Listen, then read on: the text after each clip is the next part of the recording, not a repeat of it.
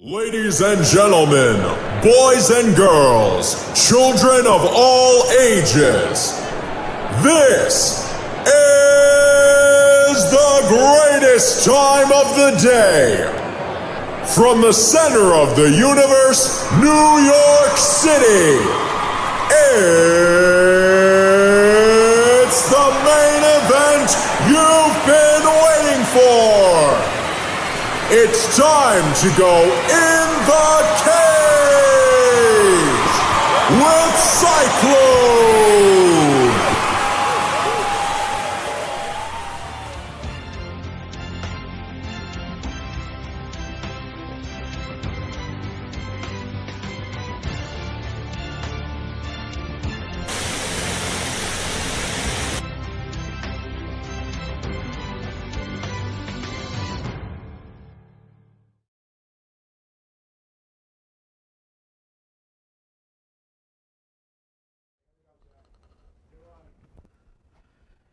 And hello. Happy New Year's, belated New Year's, whatever. We're in 2019. Holy Moses, I've survived another year. Who would have guessed? Of course, obviously by now, everybody knows about the passing of Mean Gene Okerlund, who wasn't mean. He was actually the nicest person on the planet. And I literally mean that. There was nobody nice. I've met the guy umpteen freaking times. And yes, umpteen is actually a number. But I'm telling you, there was nobody nice. And he actually got the nickname Mean Gene from Jesse the Body Ventura. Trivia question. Trivia answer. Now you know. Because that's what I do. I help make you people know stuff. Anyways, it's great to be back. I want to thank the PFL for credentialing, however you say that word. Credentialing. I quit. They let me cover everything. Okay, so I want to really thank them. Lots of great interviews. They're slowly and surely getting edited. I hope to have them up by 2020, you know. Lots of great fights there. Kayla Harrison winning again. She put me in my place during two different interviews I did with her. She shamed me. She X'd me out twice. Oh, my girl, Kayla, geez. I do want to, once again, tell everybody, check out effectivegression.com right here. Glove signed by Demand, the voice of the Octagon, Bruce Buffer. It'll be up soon. Keep checking them out. You know what? If you know anybody that you care about, or even someone you don't care about, but you want to get them something, effectivegression.com. Plenty of stuff to choose from, I'm telling you. Want to remind everybody, click share on this, pretty please. I need to get lots more views so I can start bragging around this joint. You know what I'm saying? Check out Psyche Prods on Facebook. Click like. Enter one of my many raffles. Yeah, that's about it. I want to just give a little bit of a tease. Got a special guest coming in just a few minutes. Going to be sitting right here. She's a doll. She's Chrissy Yandolli. Right here. She's going to be sitting right here. Right after this. This is Frank Yeager. This is the Barbarian Tim Bosch. I'm World Series of Fighting undefeated lightweight champion Justin Gaethje. MMA legend, UFC Hall of Famer, Iceman. Check it out. If you got the guts, step in the cage with Cyclone.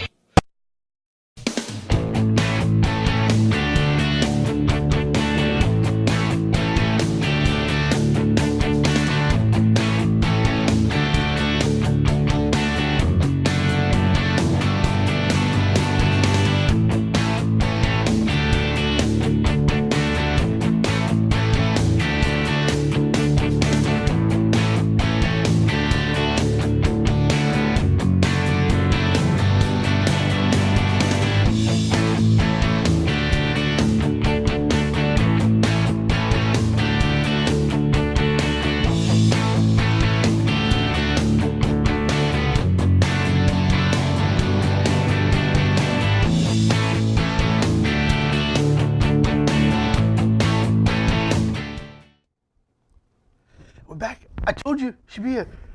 Thank you so much for coming, Chrissy. I really, really appreciate it. Thank you for having me. Okay, so right off the bat, I got to ask you, are you the type of fighter that just fights, and when you're not fighting, not prepping for a fight, you're just, I don't want to know it. I don't talk to me about it. I don't watch it. No. I don't really watch it. I'm not going to lie. Unless someone I know is fighting, I don't really follow UFC that much. I know a few of the fighters, but I'm not that big into it. If I don't train with them or know someone that trains them, I probably don't watch at all. But when it comes to training, it doesn't matter.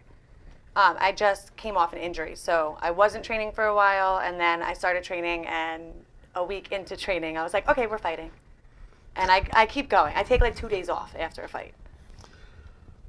Okay, well, that's what you call in this business shocking that first question's now. Boop. I was going to ask, I might as well ask anyways, why not? I was going to ask you what you thought about the female GOAT situation, about Amanda Nunes now taking over for Cyborg, and she, because I don't know if you know, Amanda said that Cyborg now has to wait 2 years to get a rematch, and that's, I think, really ballsy. Yeah, I don't know why. I mean, if you're a fighter and that's what you do, I don't know why you're going to make somebody wait 2 years. I mean, I don't mean to be a Cyborg. I don't know if she's going to be fighting in 2 years. You know, like 2 years is a long time in a fighter's career. So that's a lot. That's a long time. Especially for, I mean, look, Cyborg's like a beast for so long. Yeah, I think she deserves like an immediate rematch with that. Thank you. That's it. Okay, so when you decided you wanted to start mixing it up, and you let everybody know, how did your parents take it? When I first started fighting, I think they thought I was kidding. Really? Honestly, they were like, okay, yeah, okay, have fun. And then I was like, no, I'm fighting. And they're like, oh, all right.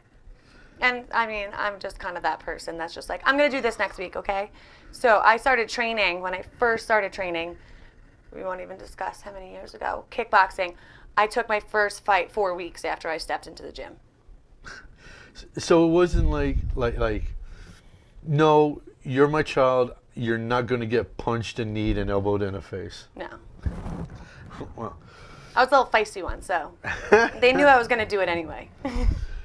So what drew you to kickboxing right at the start? I actually never really even knew about it. I went to a local show with a friend who had a friend of a friend fighting, and I sat in the crowd and I was like, this is the coolest thing I've ever seen.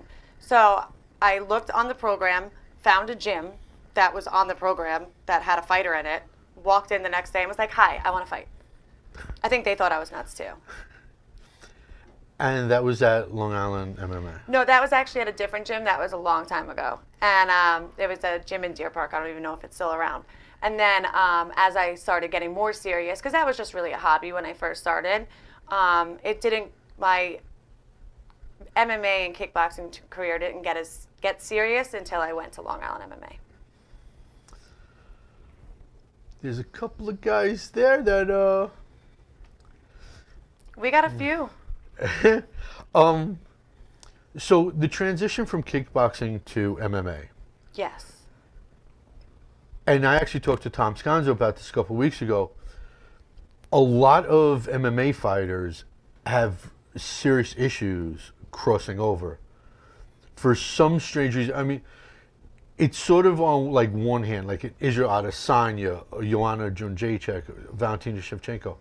Those crossed over with no problem. But a lot of other kickboxers seem to have an issue.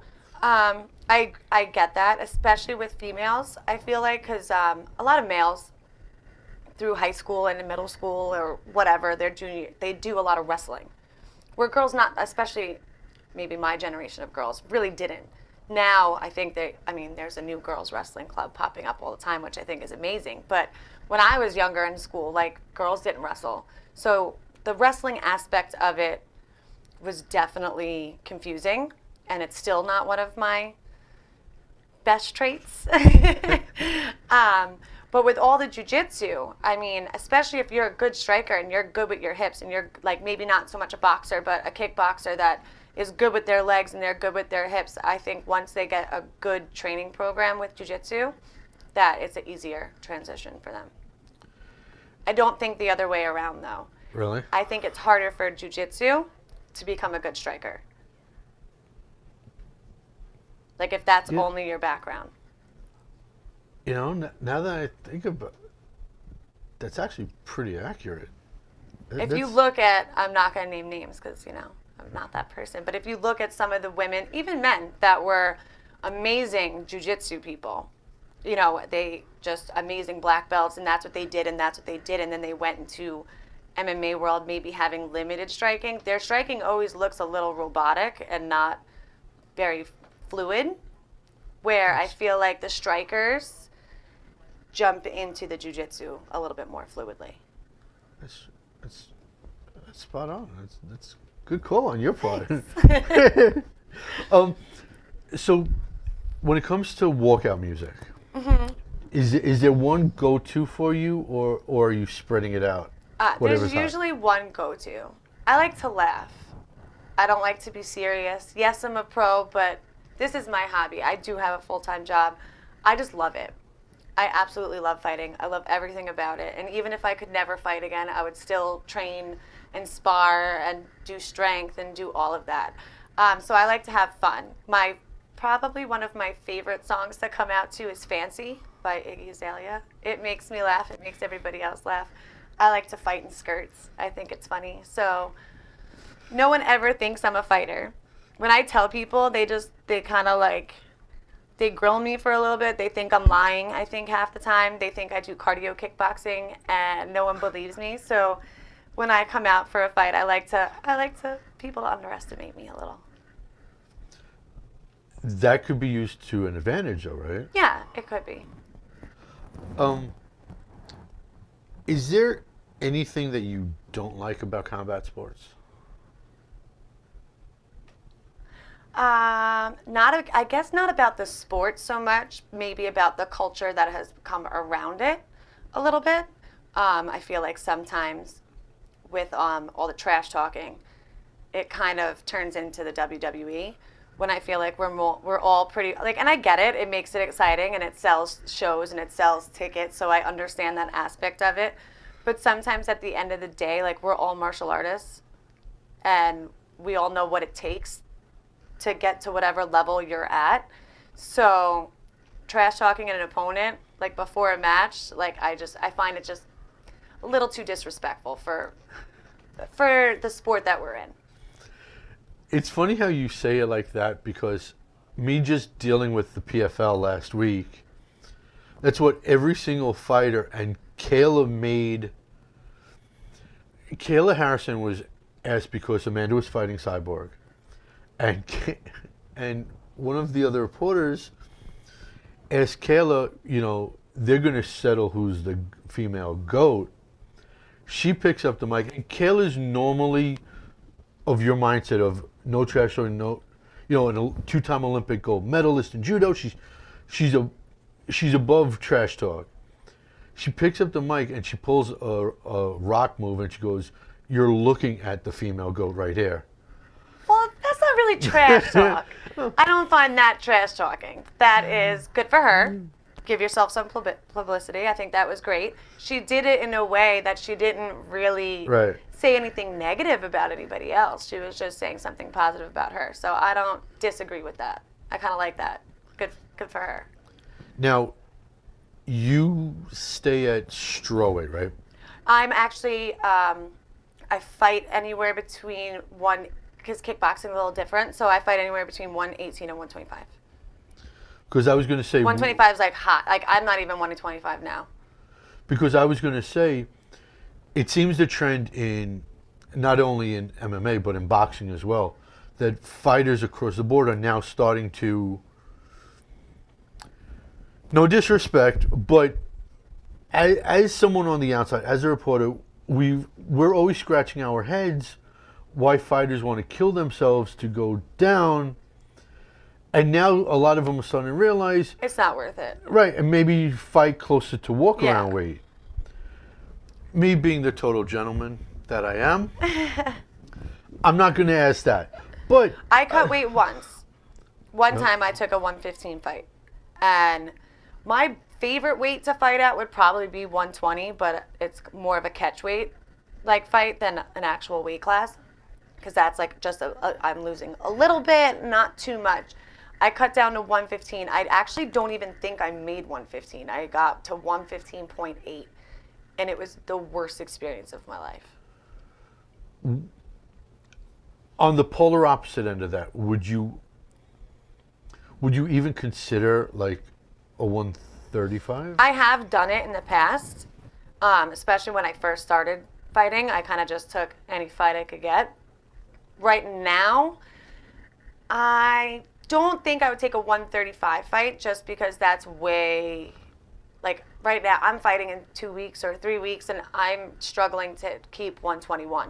So, and I have to like kind of bulk up a little bit to get that 125. So for me to fight at 135 when a lot of these girls are cutting from 148, 150, and if it's day before weigh-in, they're going to get back and like they're just, it's just like me fighting a guy at that point. It's just way off. Now, being that you said, use the term fighting a guy, being a female fighter, there's no good way. You know, when you write these questions down, they sound a lot better when you're about to open up your mouth because you're going to get kicked in the face, I'm telling you. Okay. Thank God these chairs have wheels because I'm You can going scoot back. real fast. Does being a female fighter now okay, cutting weight, it takes a toll on the body, it takes a mental toll, you know, winning and losing. Does it take a toll socially as well? Yes. 100%. Yeah. It definitely does. There's a million different types of people out there. So you either get people that are totally cool with it, and that's great, and they're super supportive, and they're cool with it. Maybe they have another hobby that they do, so it kind of balances out. And then you get some people who think they're supportive of it until they realize what goes into an actual fight, like the time in the gym, the meal prepping, all that stuff. And then when that time comes, they don't really like it anymore. And then you get the people that absolutely 100% do not support you for many reasons. You could just make one up and like they'll use it. A lot of times I find, especially with some guys like that I've dated, it's a lot of insecurity. When a girl is fighting, no matter if she's the main event or not, she's pretty much one of the spotlight fights on the card just because there's not as many of us, you know, Right. as there are male fighters. So we tend to get more publicity, whether it's a local show or a bigger show. I mean, how many times has there been a Paige fight where she's not the co-main event? You know, there's actually 4 other guys in the main event and the co-main event, but she's going to get most of the publicity because she's a female fighter and she's actually exciting to watch. And, you know, she's good, so they're going to talk about the Paige fight. It has nothing to do with who the main card really is. So I feel like a lot of people don't like that attention, I guess, on their girlfriend. And then some people just don't like it because it's manly and not ladylike. Yeah, that people, they still exist. Really? Yeah. I have to, truth be told, I wasn't always this sexy, all right? I wasn't this Greek of a god of a body. You know, I was a lot worse at one point. I used to be a bouncer at a strip club, Wiggles in Regal Park, before Giuliani closed it for some illegal activities that never really happened. And one of my friends was like, dude, you're around strippers all day and all night. What's up? I'm like, listen, at one point you look, you think stripper, yeah, okay, fine. But then when you're dealing with them all the time, regular people, and I think fighters is the same thing. I really wouldn't call us regular people. No, because look, or We're all a little off. no, because like looking from the outside, yes, a female fighter, great. I constantly joke that Heather Hardy and Kayla Harrison are both my girlfriends. Those are two good girlfriends to have. Right, and there is absolutely no, oh, they would beat the piss out of you. I'm like, yeah, I know that. So would half of America. So I haven't. And look, it would never. I can say I don't know about other guys, but me at this point in my life, I couldn't care less. As a matter of fact, I would prefer dating like a fighter, just because I don't have to deal with the bullshit. Not a lot of people feel that way. Trust me, I'm single, so it's like it's just a vicious cycle.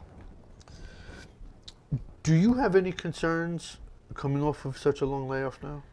Not really. It's kind of like riding a bike. At first, when I got in the ring and started moving around, I felt that. I guess they call it ring rust. I definitely felt it. I felt slow. I don't know if that was mental or I was. I probably was. There's probably a little bit of both. I probably wasn't as bad as I thought I was. But just like anything else, like great training and just keep going. Like it comes back. It's just like if you didn't ride a bike for 3 years and you got on your bike one day, yeah, you might have like a little wobble, but once you get like into the groove, you're good to go. Now, out of all your coaches there at Long Island MMA, is there one that's more of a taskmaster type? Meaning? More rough on you, as opposed to being more laid back? I don't think anyone there is really laid back as far as training, like coaching goes. Right now, I've mostly been working with Rob Labiento. He's a strength coach at Long Island Strength and Performance, but it's in the same gym. And as far as striking, I've been working with Ryan LaFleur for this particular fight. Neither one of them are super, I mean, they're not laid back, but when it comes to their fighters, like they're on you. All the fighters, like they're on them, you know, correcting them, making them work harder. You're doing sprints after this. In between rounds, you're doing this. You're not just resting. You know, like when it comes to the fighters out of that gym, they're not really easy on anybody. But when it comes to the fighters, like especially not. See, Ryan should know better. Ryan should I'm not saying, you go Ryan's play. a workaholic, though, when he's training. When he wants everyone to train just like he trains. And he's... Look, I'm not saying go off between sets and play like PlayStation 4 or something, but, a little break here and there, Ryan.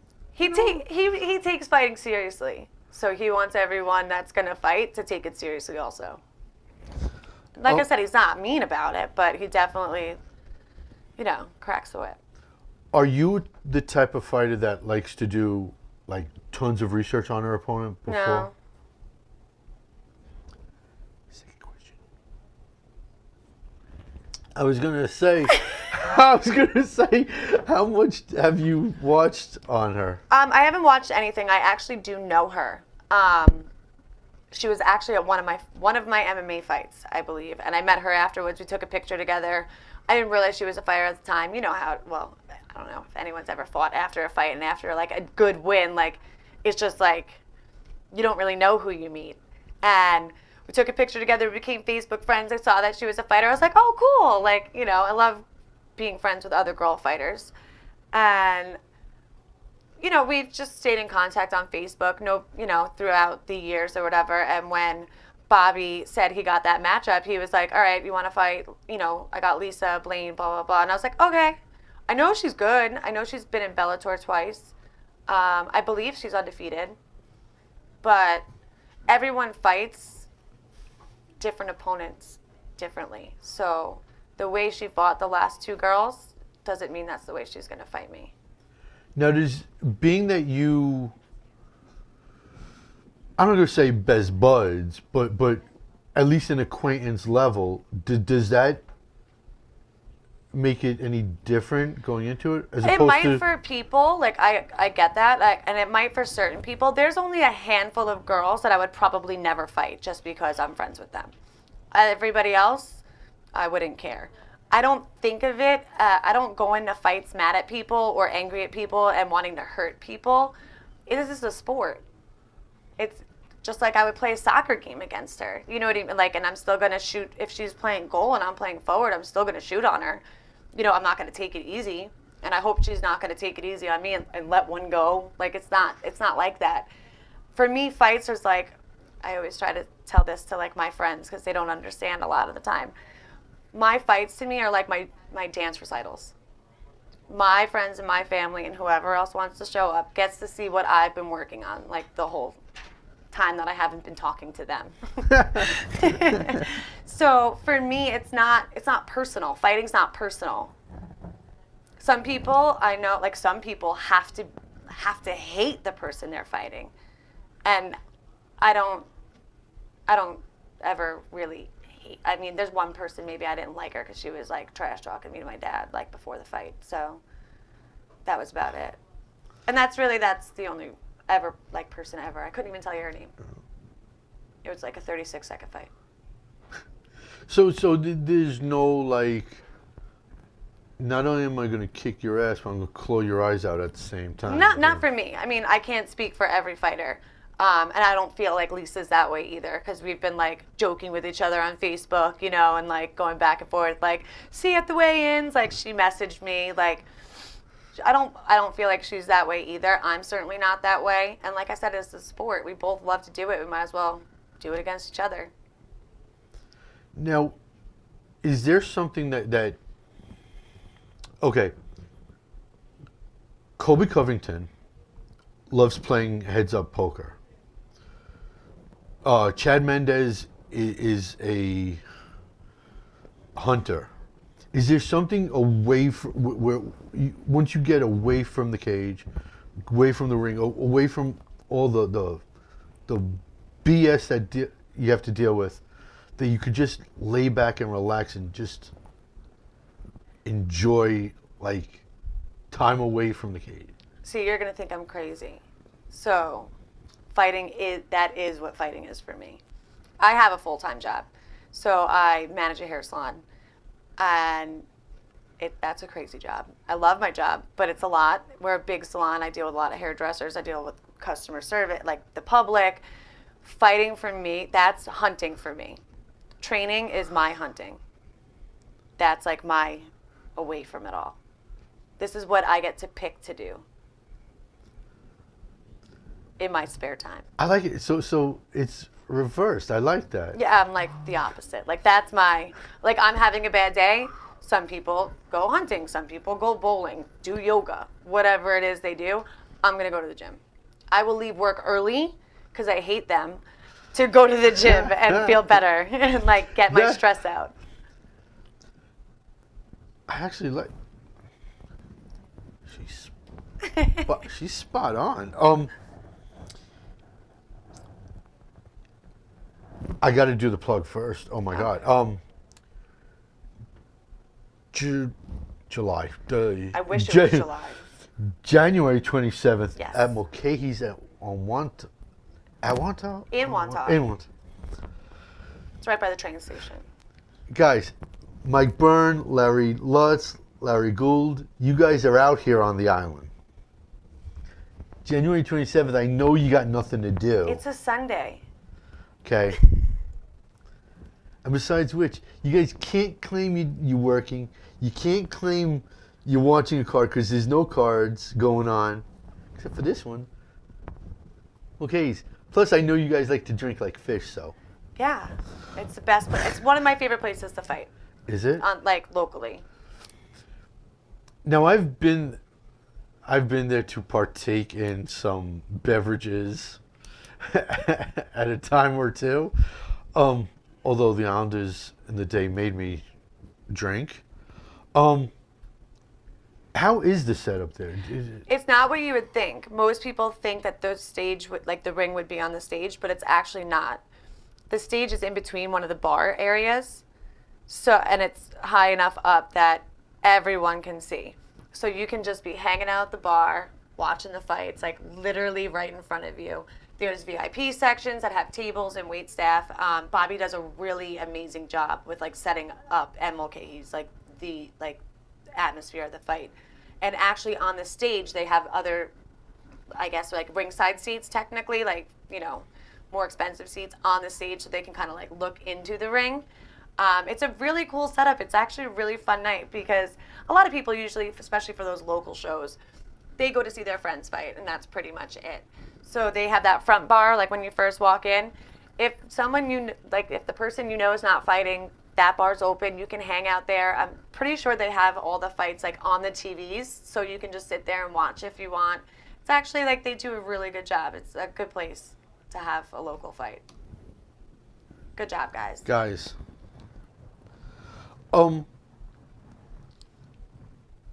When it comes down to fighting, and I've asked this of everybody I've interviewed. Okay. Is there a concern about... Might as well just come out. Is there a concern about CTE at all? About the what? About concussion syndrome? Of course. I mean, when I was amateur, not so much because we wore headgear. In MMA, you take your headgear off because you really can't do amateur MMA in headgear. It's super awkward. There's always that concern, but you know what? I can get a concussion in training if I like take a fall the wrong way or accidentally get hit. Like, see, Ryan, you're gonna concuss this beautiful. What are you doing, Ryan? Really? You know, in the same. I know Bermudez is. He's a devil coach too, isn't he? No, he pushes you. What are you doing, bro? They don't punch me in the head. I don't have to worry about them too much. I sometimes mostly have to worry about myself. I'm a little bit clumsy, so yeah, like I'll be that person that's running, not paying attention, and like I'll run into like one of the wave bags or something. Like I'm more concerned about me than I am so about the people that I train with. None of them are out. None of us are out to hurt each other in the gym. I was training with Jenny Nadell the other day at Longo and Weidman. I actually went through the cage door all by myself. Like, we just closed it. We didn't lock it. I forgot it was there. Literally backwards went through the door. Like, it's me. It's real. I don't have to worry about anybody else. Like, I'm my own worst enemy sometimes. It was pretty hilarious. Ray, lock the freaking doors, Ray. He wasn't there. It was my fault. I didn't lock it. It was a good one. I was like, oh! It was his. That's I know. I get it. You know, you don't want the friends to know Ray Longo's and Metzer are trying, you know, to injure you. Never. I get it. You know, when I see you, Matt. He wasn't there either. In all their defenses, it was like a girls' sparring day, and came in, just closed it real quick. It was half my fault because I'm used to fighting in a ring lately, so I was trying to use the ropes to my advantage, but there was none. It's a cage. And I just totally messed up the whole thing. Do you find there's a difference between... 100%. I would personally never do kickboxing in a cage if I didn't have to. Training is one thing, but like as far as like actually fighting kickboxing and just stand up in a cage, for a fighter like me anyway, like I like to use the ropes to my advantage, I feel like is a disadvantage. Just like when I was doing MMA, I would never really, you take a fight whenever you get a fight and who cares where it is. But if I had to choose as an MMA fighter, I would always want the cage. Because for me, that's something you're using. You can't use the ropes in an MMA fight, like the way you would use the cage. Yeah. And you can't use the cage the way you would use ropes. Like, sometimes you use those to bounce back off of and get your momentum moving a little faster. It doesn't happen off a cage. You kind of just get stuck there. Trust me. Oh, God. No. So, yes, I feel like there's a huge difference. Guys, January 27th, Mulcahy's in Wantagh. The doll, go see her. And I have the number. Oh, duh, right here. You're going to You're gonna call love for it. tickets. You can just inbox me. Don't worry about Bobby. I'm kidding. I was going to give him McKay's number. 516-783-7500. That's 516-783-7500. Guys, you're not doing anything. Go see it. You might as well come, have some fun, have some drinks, watch some girls kick each other. There's some dudes fighting too. They're pretty good. You know, it'll be a good night all in all. Not better than you, though. No, that's why I'm last. You know, save the best for last. Guys, I want to thank her, and we are going to take a quick break, and we'll start the shing-ding up right after this.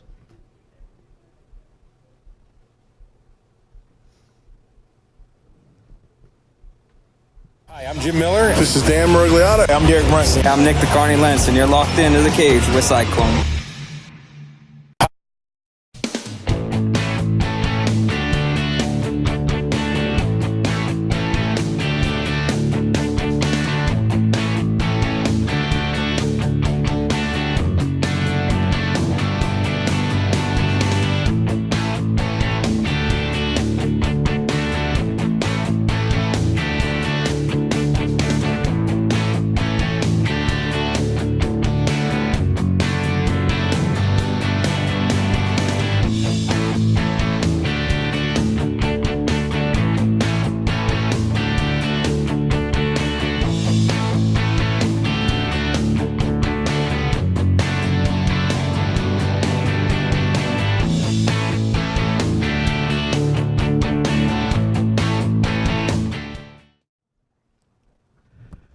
How cool was that? How amazingly cool was that? Jeez. Guys, seriously, you gotta go. Come on. Also, by the way, share this. You're watching it, just click like this. Click share. It's that simple. Check out effectiveaggression.com. Check out Psyche Prods on Facebook. CYCIEPRODZ on Facebook. Give my page a like too. I'd appreciate it. Lots of big stories going on. Where do we start? We could continue with this Amanda Cyborg mess. Look, Cyborg undefeated for a decade. 10 years, no losses, just tearing right through everybody. Look, Amanda's a beast. Look, she is the GOAT now, hands down. She retired Ronda. She retired Misha. She's put holes in everybody's faces. Now, personally, I think the UFC needs to get out of the 145 business because honestly, they never gave a damn. They never cared about it. If you go to the UFC website, there was nothing there. It was blank space for female featherweights. They never respected it. If I'm Cyborg, she's a free agent. What I do if I'm her, go and sign with Bellator. Go and sign with... I don't think she wants to do Invicta and go backwards. Go to one championship. I wouldn't do Ryzen either. That's a waste of an organization too. But that's what I think Cyborg needs to do. I do want to say that UFC 235 is getting a lot of heat right now. And listen, here's the deal. The Nevada State Athletic Commission, if you guys don't know, have Dana White and the UFC like this, right by the Cajonis. You know what I'm saying? They have them. The Nevada State Athletic Commission has the mighty UFC by the gonads, by the family jewels. Here's why I say that. In one swell swoop, the NSAC can wipe out the UFC's top 3 fighters. They haven't heard Conor McGregor and Khabib's case yet. And now they have to hear John Jones's case. Conor, Khabib. Oh, look where John Jones lands. They can very easily wipe away, for a long time, the UFC's top guns. I'm sure they are still pissed that Dana decided to move 232 to LA last second. They could have just moved John and Gus there. They could have done like a pre-show with music. They could have done a pre-show with comedy. They could have done a pre-show with anything. Had the rest of the card in Vegas. And it would have not screwed up every fighter, every person that bought tickets to Vegas. They ruin people's plans. Vegas, I'm telling you, Vegas is going to have their revenge. And for 235 to be in Vegas, now to be headlined by John Jones and Anthony Smith, and don't get me started on whether Anthony Smith deserves this or not, because I really don't think that he does, honestly. I think Corey Anderson is more deserving of a title shot right now. But Anthony Smith is the type that is a bigger draw. So the bigger draw gets the prize. And that's why Tyron Woodley is now fighting Kamaru Usman. Colby, they screwed Colby. They screwed Colby really, really bad on this. I don't know. They missed it. The UFC, and nothing against WME IMG, but they have gone off the rails. They have gone from an MMA organization to an entertainment organization. And you can't run a sports team, a sports franchise. You can't run a sport like entertainment. They're two entirely different things. They messed up. They gotta, as Dana always says, pump the brakes a little bit. Having an interim title means nothing. Rankings mean absolutely nothing. USADA's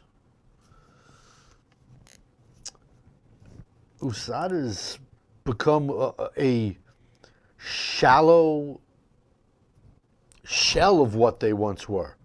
This is an organization that took out Lance Armstrong, took out Barry Bonds, Sammy Sosa, Mark McGwire. USADA knocked them all out, one at a time. And now they're bending over backwards for a certain man by the name of John Jones. I want to remind everybody really fast, coming up after me, Pinups, Cool Cats, and Comics. The segue is back because I'm back. They're coming up next, so you guys are going to stay right here on Strong Island Television, and you're going to watch them too, and you're going to share their show too. Comprende? You know what we're going to do now?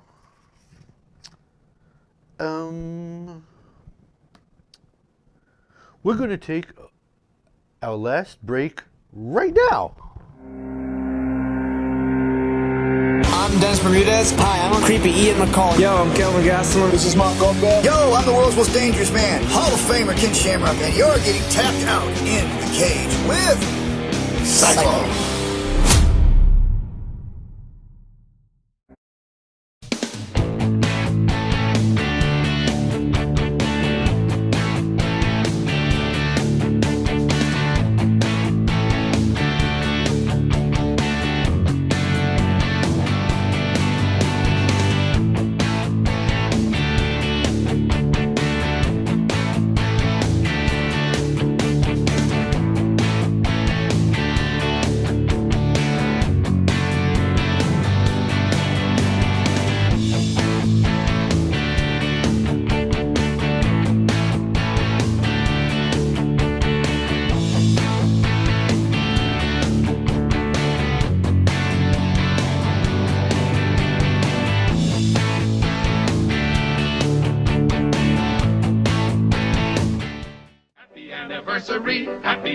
anniversary, happy anniversary, happy anniversary. That's right, people. On this day in MMA history, no events. But there is a couple of people celebrating birthdays today. So, happy 39th birthday to Maurice Jackson. Wow, Maurice is 39? Holy smokes. I remember when he first started. Thiago Santos, who's red freaking hot right now and should be challenging for a title within 2019, he's now 35. Caitlin Neal is 28. Wow. Caitlin Neal is 28? Jeez. Time's flying by. Ramazan Ramazanov is 53. A Russian legend. And going from the world of NHL to MMA, Donald Brashear, one of the biggest badasses ever in the NHL. Not so much in the cage. Donald Brashear turns 48. I remember when Brashear was with the Flyers. Oh, the fight's a couple miles away at the Coliseum. Woo! Now you know what? Let's do a raffle right now.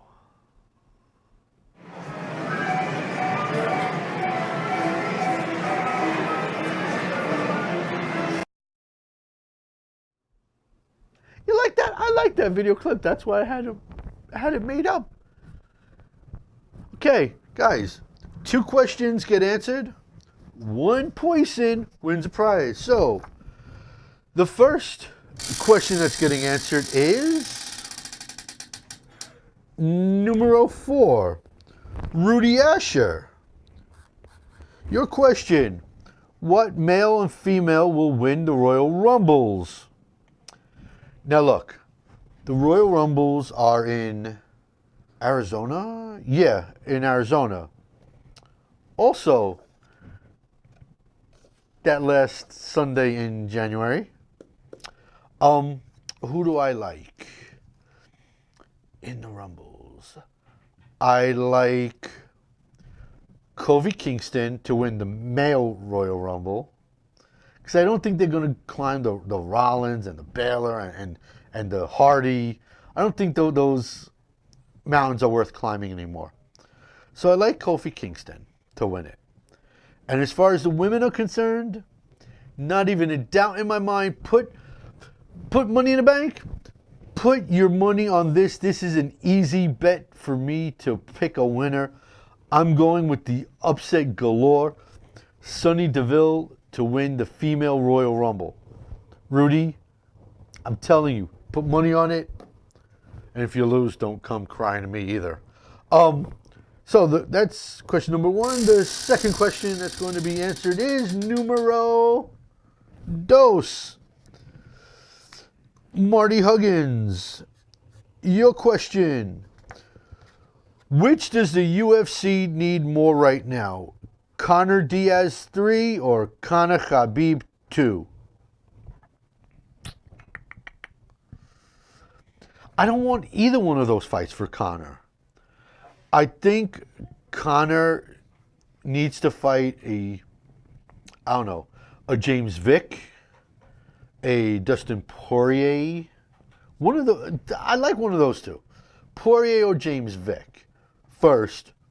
Then do the trilogy with Nate. Then do the rematch with Khabib. Work your way back up the mount. Because look, quite frankly, he's 2-2 in his last 4.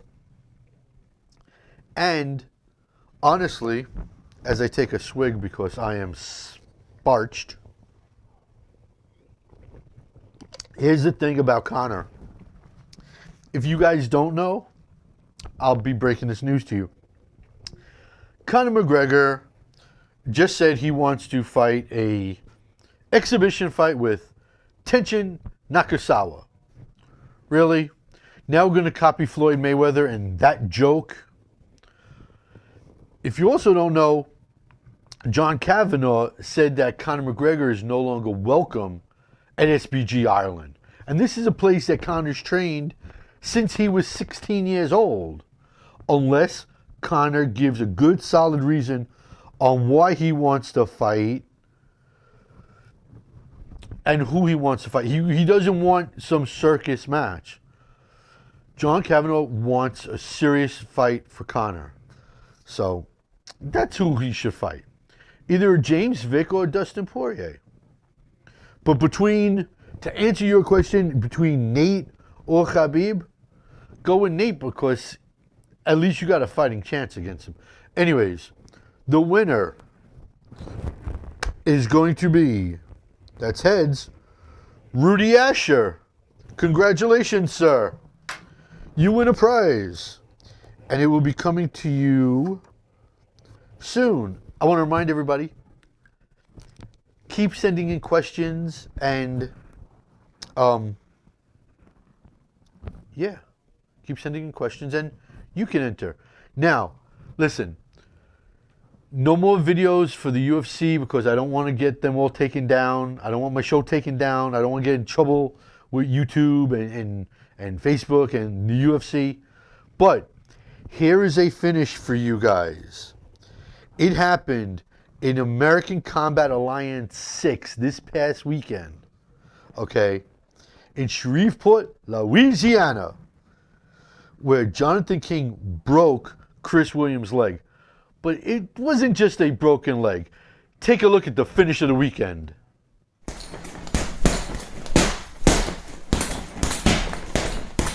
Tonight, as there was not one early. Oh, that's it. It's done. Oh, my goodness. Medical. Obviously, they're going to get medical attention in there right now.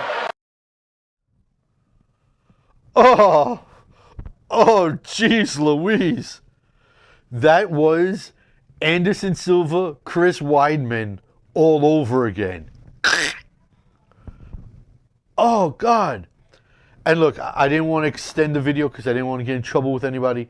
But obviously the medics came right in and took him out. But geez, man, Jonathan King, man, my heart goes out to you. Now, next week I will be back. And guess what? We got another guest coming in. Another guest next week. I'm on a roll. Speaking of rolls, I'm kind of hungry. So I think I'm going to leave and go get a roll with some cream cheese on it because I'm Jewish and that's what we put on everything. Guys, until next week, I am Cyclone saying, just because you are not an athlete doesn't mean you can't be an athletic supporter. Bye-bye.